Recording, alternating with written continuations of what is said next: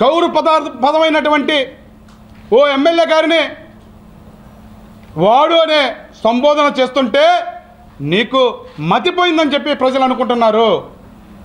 నేను ఒక విషయం తెలియజేస్తున్నా. సొంత గ్రామంలో మెజార్టీ తేలైనటువంటి అనామక నాయకుడు ఎవరన్నా ఉన్నారంటే అది విజయ్ కుమార్ రెడ్డి మాత్రమే చెప్పి నేను తెలియజేస్తున్నా.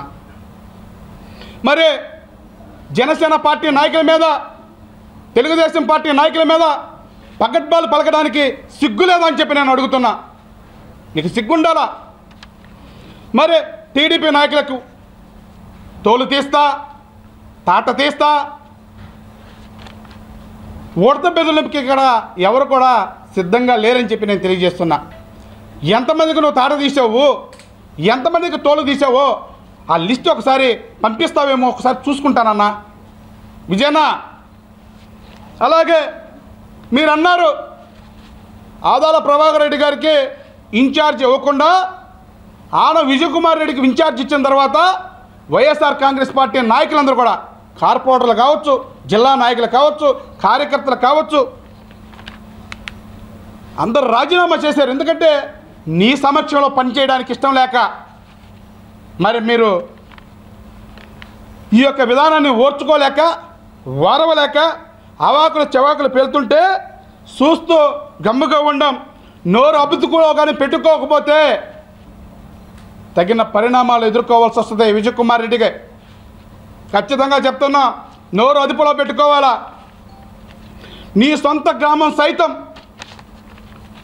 మెజార్టీ తేలైనటువంటి వ్యక్తి ఎవరన్నా ఉన్నారంటే ఆ వ్యక్తి ఆన విజయ్ కుమార్ రెడ్డి గారు. పేరు చెప్పడానికి ఏమో గొప్ప నాయకుడు, రూరల్ నియోజకవర్గాన్ని శాసించే నాయకుడు. మరి కార్పొరేట్ల సైతం అరాకొర కొంత మెజార్టీ తీసుకొచ్చారు.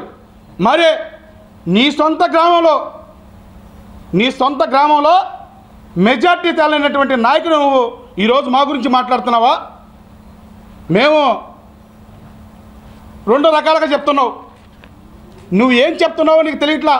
నిన్న మాట్లాడేటువంటి మైక్ తీసుకొని ఒక సమయంలో ఏమంటే ఎమ్మెల్యే గారు భయభ్రాంతులకు గురి చేస్తే వైసీపీ కార్యకర్తలందరూ కూడా వచ్చేసారని అంటావు.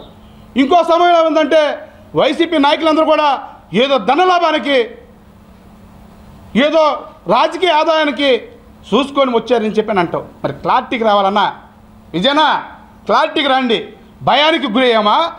పార్టీలోకి ధనలాభం కోసమో రాజకీయ ప్రయోజనాల కోసం పోయామా? మరి అట్టయితే ఒక విషయం మాట్లాడుకుందాం. మరి ఎలక్షన్కు ముందు నీ సొంత తమ్ముడు అయినటువంటి ఆనంద్ జయకుమార్ రెడ్డి గారిని వైఎస్ఆర్ కాంగ్రెస్ పార్టీ అధినేత జగన్మోహన్ రెడ్డి గారికి తీసుకొచ్చి పార్టీలో చేర్చావు. ఆ రోజు మీ అన్నకి జగన్మోహన్ రెడ్డి గారు ఎంత ఇచ్చారో తెలియాలా మీ తమ్ముడికి. అలాగే వైసీపీ జిల్లా నాయకులైనటువంటి, జిల్లా క్యాడర్ అయినటువంటి, లేదా ఆదాల ప్రభాకర్ రెడ్డి గారు అయినటువంటి, అప్పటి రూరల్ నియోజకవర్గ శాసనసభ్య అభ్యర్థి అయినటువంటి ఆదాల ప్రభాకర్ రెడ్డి గారు ఎంత ఇచ్చారో తెలియాలా. మరి సింగిల్గా ఉన్నారు కదా, సింగిల్గా వచ్చారా లేదా? సింగిల్గా వచ్చి పార్టీలో జాయిన్ చేసి ఆయనకి మళ్ళా 26 డివిజన్లో పెత్తనం ఇచ్చారు. ఎట్లా ఏంటన్నా చెప్పనా? మరి పైగా మీరు చెప్తుంటే తోలు తీస్తాం, తాట తీస్తాం, పార్టీ మారిన వాళ్ళందరినీ కూడా ఉతికి ఆరేస్తామని అంటున్నారు. ముందు నేను చెప్తున్నా, ముందు మీ తమ్ముడైనటువంటి ఆనంద్ జయకుమార్ రెడ్డిని ఉతికి ఆరేయని చెప్తున్నా, మమ్మల్ని కాదు.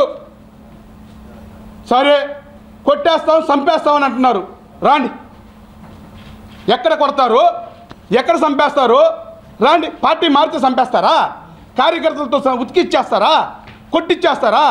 రాండి, ఎక్కడికి రావాలా? రాండి, కొట్టిస్తారు. మీరు కొట్టించండి, రాండి, కొట్టిస్తే మేము సిద్ధంగా ఉన్నాం. దెబ్బలు తినడానికి కూడా సిద్ధంగా ఉన్నామన్నా, రాండి. కాబట్టి నీ నీచమైనటువంటి రాజకీయాలని ప్రదర్శించొద్దన్నా.